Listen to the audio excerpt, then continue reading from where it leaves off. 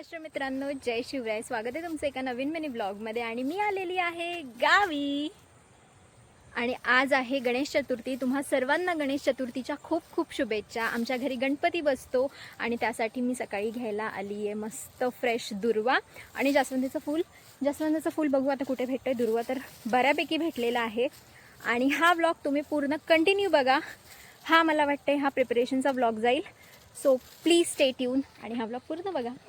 दुर्वा आणल्यानंतर सगळ्यात मस्त आणि मोठं काम असतं ते म्हणजे मोदकांचं. गणपती बाप्पासाठी त्यांच्या आवडते उकडीचे मोदक बनवण्याचं काम जे आहे ते सुरू झालं होतं. एका साईडला मम्मी, नानी आणि मी आम्ही तिघीही बसलो होतो मोदक करण्यासाठी.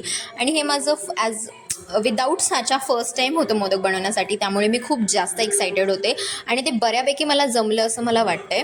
आणि सक्सेसफुली मी असे थोडेफार मोदक बनवले आणि त्यानंतर मग परत मी दुसऱ्या कामांमध्ये बिझी झाले. But still I was happy. आणि असे हे मस्त मोदक मला बनवायला जे आहे ते माझ्या नानीने शिकवले. आणि नानी कसा मोदक बनवते ते बघा. गणपती बाप्पांसाठी 21 मोदकांचा जो नैवेद्य आहे तो तर तयार होतोच, पण त्यासोबत आमच्या घरी काही वर्षांपासून 21 पाकळ्यांचा एक मोदक जो आहे तोही बनला जातो आणि त्याचाही मी सेपरेट व्हिडिओ टाकेल.